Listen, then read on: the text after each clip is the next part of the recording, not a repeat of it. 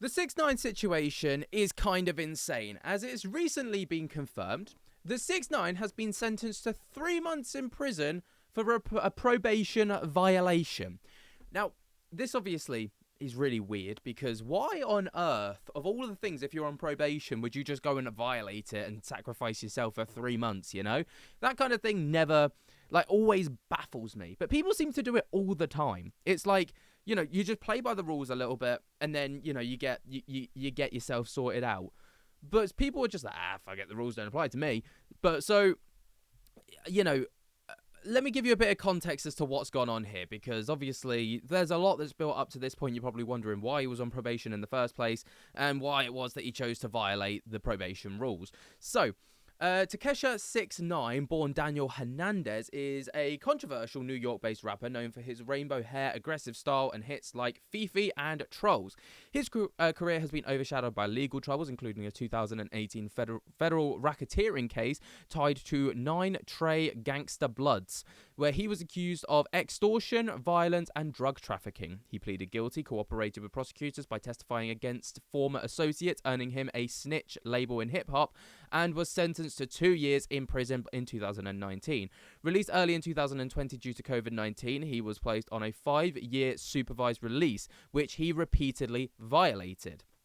So, as of December 5th, 2025, 6ix9ine was sentenced to 3 additional months in federal prison by U.S. District Judge Paul A. Engelmayer in Manhattan, before breaching his supervised release terms. He'll report to prison on January 6th of 2026, followed by 1 more year of supervised release. Prosecutors had sought 3 to 9 months, while his defense pushed for a house arrest, arguing the violations involved, quote, very small drug amounts and non-serious assault.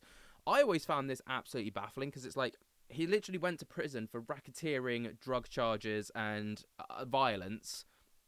And then during his probation period, he violated that by doing the things that he was originally sentenced for. Mind-boggling. The mind baffles. Anyway, so the key violations include drug possession on March 2025. So traces of cocaine and MDMA or ecstasy were found during a police raid in his Miami home. And then assault as of August 2025. So he punched a man in Florida at a mall who taunted him about his 9 Trey testimony.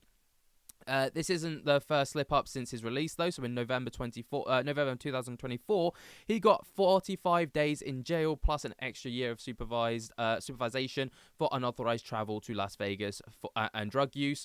And then in court, 6ix9ine took responsibility, but delivered an emotional monologue about feeling unfairly targeted due to his, quote, snitch reputation. He recounted ongoing threats, including a coffin with a dead animal left at his front door as a warning, and masked gunmen holding his mother at gunpoint during November 2025 home invasion in Florida, and he wasn't home at the time. He requested a sentencing delay to relocate her, but this was actually ultimately denied. Now, the judge called out his pattern of rule breaking, saying, quote, it betrays the faith of those who've shown leniency and emphasized the need for the message via incarceration. So, I mean, that's completely fair, right? The judge is absolutely right there, in my opinion. Basically, you fuck around, you find out. And that's exactly what's happened to 6ix9ine here. He messed around that many times, and ultimately now he's found out. So after his court hearing, right, TMZ got this little scoop, because they always do, where 6ix9ine tells TMZ that he isn't worried about his looming 3-month prison sentence that's set to begin in January. This is what he had to say. Hey Takashi, how do you feel today? ¿Sientes que fue justa la sentencia del juez? Sí, 12 meses de supervisión. Takashi, do you feel the judge was fair today? No. No. ¿Qué le puede decir? ¿Tú crees que fueron Justo?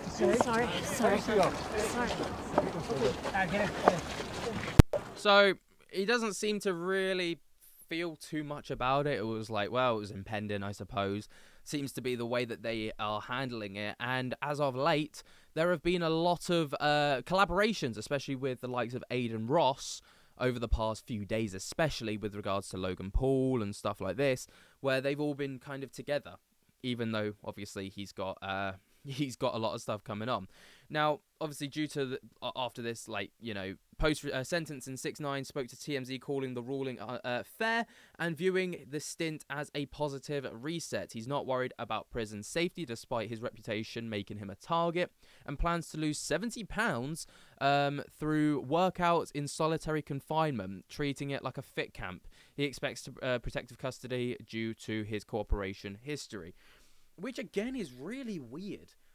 Like, he's broken the rules, and instead of going to prison and seeing it as oh, I've really fucked up here and I'm getting punished, it's like, this is great. This is great. I've got a fitness camp on the way. I'm going to do all of this good stuff. I'm going to be a changed man at the end of this. I'm going to lose 70 pounds. It's going to be fantastic. No, that's not the point of prison.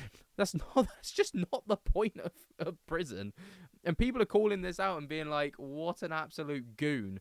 Because you go to prison to be incarcerated, to be reformed.